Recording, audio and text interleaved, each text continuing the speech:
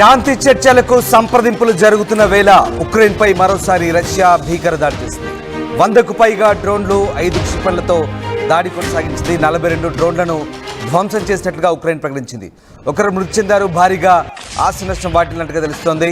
మాస్కోపై ప్రతీకార దాడులు చేశారు ఉక్రెయిన్ దేశస్తులు. ఉక్రెయిన్ డ్రోన్ దాడుల్లో 14 మంది గాయాలైనట్టుగా తెలుస్తోంది. పలు భవనాలు కూడా ధ్వంసమయ్యాయి. రష్యాతో శాంతి చర్చలకు సిద్ధమైంది ఉక్రెయిన్.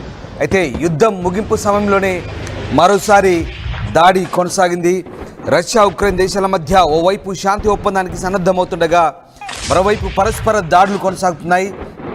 శుక్రవారం అర్ధరాత్రి నుంచి శనివారం తెల్లవారుజాము వరకు కీవ్పై దాదాపు 100కు పైగా డ్రోన్లు 5 క్షిపణులను రష్యా ప్రయోగించినట్లుగా ఉక్రెయిన్ వైమానిక దళం చెబుతోంది. వాటిలో 42 డ్రోన్లను తమ సైన్యం ధ్వంసం చేసిందని చెప్తోంది. ఇక జపోరిజియా ప్రాంతంలోని ఫ్రంట్ లైన్ గ్రామం డోలింకాపై జరిగిన దాడిలో 9 ఏళ్ల చిన్నారి మృతి చెందింది. భారీగా ఆస్తి నష్టం సంభవించినట్లుగా గవర్నర్ ఇఫాన్ ఫెడరో చెప్తున్నారు. పలువురు గాయపడ్డారు. ఇక దీంతో కీవ్ కూడా మాస్కోపై ప్రతీకార దాడులు చేసింది. రష్యాలోని పలు ప్రాంతాలపై ఉక్రెయిన్ చేసిన డ్రోన్ దాడుల్లో 14 మంది గాయపడ్డారని, పలు భవనాలు ధ్వంసమయ్యాయని రష్యా ఆరోగ్య శాఖ వెల్లడించింది. మొత్తం మీద ఈ రెండు దేశాల మధ్య మరోసారి ఉద్రిక్తతలు కొనసాగుతున్నాయి. శాంతి ఒప్పంద చర్చలకు సన్నద్ధమవుతున్న వేళ పరస్పరం మళ్ళీ దాడులు కొనసాగించడం ఉద్రిక్తతలకు దారితీస్తోంది.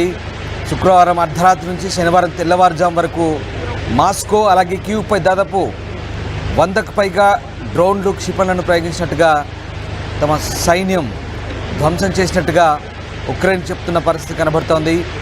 శుక్రవారం ఉక్రెయిన్ ప్రభుత్వ సలహాదారు ఆండ్రీ ఎర్మక్ మాట్లాడుతూ ఇస్తాంబుల్లో రష్యాతో ప్రత్యక్ష శాంతి చర్చలను తిరిగి ప్రారంభించడానికి కీవ్ సిద్ధంగా ఉందని చెప్తున్నారు. అయితే చర్చల ప్రారంభానికి ముందు యుద్ధ ముగింపుపై తమ వైఖరిని తెలుపుతూ వాగ్దానం చేసిన మెమోరాండాన్ని రష్యా తమకు అందించాలంటూ షరతు పెట్టినట్టుగా కనబడుతోంది. రష్యా ఉక్రెయిన్ మధ్య యుద్ధాన్ని ఆపడానికి అమెరికా అధ్యక్షుడు ట్రంప్ తీవ్ర ప్రయత్నాలు చేస్తున్నారు. ఈ నేపథ్యంలో మే 19న ట్రంప్ పుతిన్ ఫోన్ కాల్స్లో దాదాపు 2 గంటలకు పైగానే మాట్లాడుకున్నారు. తర్వాత పుతిన్ స్పందిస్తూ భవిష్యత్ శాంతి ఒప్పందానికి సంబంధించి ఉక్రెయిన్తో కలిసి పనిచేయడానికి సంసిద్ధత వ్యక్తం చేశారు. మరోవైపు ఉక్రెయిన్తో పోరాడడానికి ఇప్పటికే 1000 మంది సైన్యాన్ని, ఆయుధాలను మాస్కోకు పంపిన ఉత్తర కొరియా తాజాగా మరొక 14,000 మంది సైన్యం, 9 లక్షల రౌండ్ల మందుగుండు సామాగ్రిని, అలాగే 100 బాలిస్టిక్ క్షిపణులు, రాకెట్ లాంచర్ను రష్యాకు పంపినట్టు తెలుస్తోంది.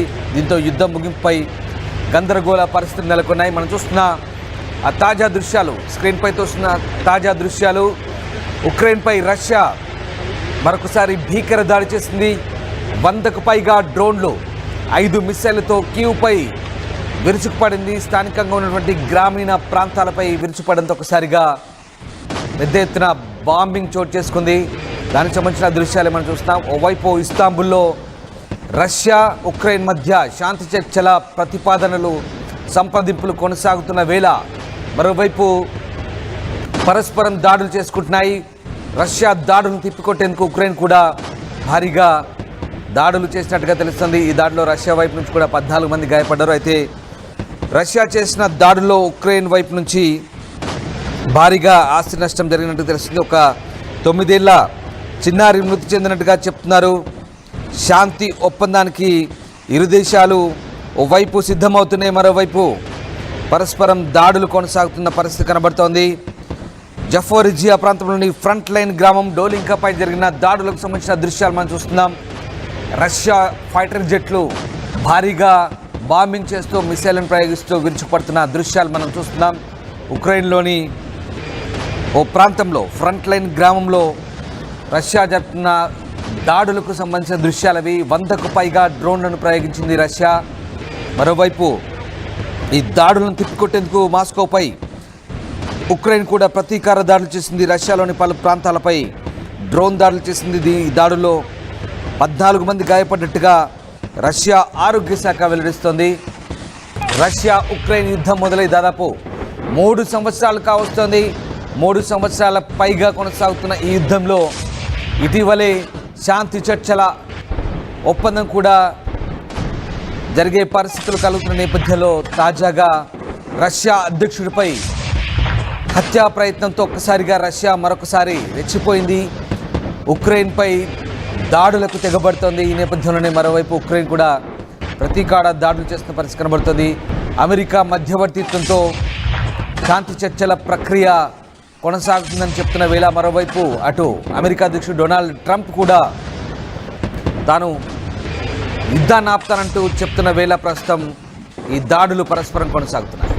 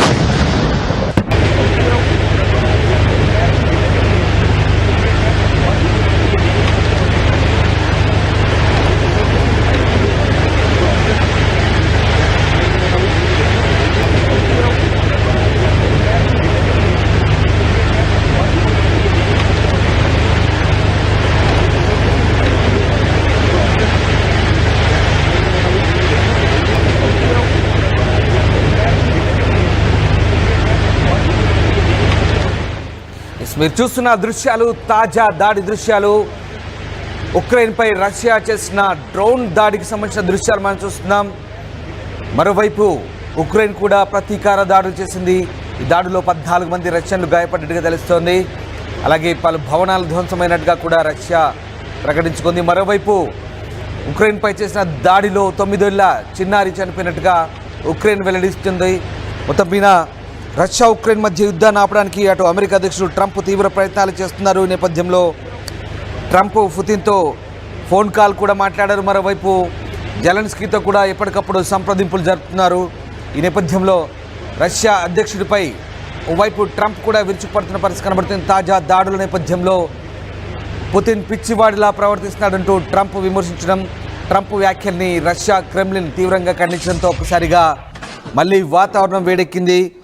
ఇక ఈ యుద్ధంలో మరోవైపు సందెట్లో సెడేమియాలాగా ఉత్తర కొరియా కూడా ఎంటర్ అయింది. తాజాగా మరొక 14,000 మంది సైన్యాన్ని, 9 లక్షల రౌండ్ల మందుగుండు సామాగ్రిని, 100 బాలిస్టిక్ క్షిపణులు, రాకెట్ లాంచర్ను రష్యాకు పంపినట్టుగా నార్త్ కొరియా చెప్తోంది. దీంతో యుద్ధం ముగింపుపై ప్రస్తుతం గందరగోళ పరిస్థితులు కనబడుతున్నాయి. ఓవైపు ఇరు దేశాల మధ్య శాంతి చర్చలకు ప్రతిపాదనలు సిద్ధమవుతున్న వేళ మరోవైపు ఇటు ఉత్తర కొరియా కూడా రష్యాకు మద్దతుగా సైనికులను, ఆయుధ సామాగ్రిని పంపడంతో మరొకసారి ఏం జరగబోతుంది ఇరు దేశాల మధ్య అనే ఒక ఉత్కంఠ అయితే కొనసాగుతోంది. యుద్ధం ఇప్పట్లో ముగుస్తోందా లేదా కంటిన్యూ కాబోతుందా అనే ఉత్కంఠ కూడా మళ్ళీ కొనసాగుతున్న పరిస్థితి కనబడుతోంది. మొత్తం మీద ఇటు రష్యా ఉక్రెయిన్పై భీకర దాడులైతే కొనసాగిస్తోంది. వరుస దాడులతో బెంబేలెత్తి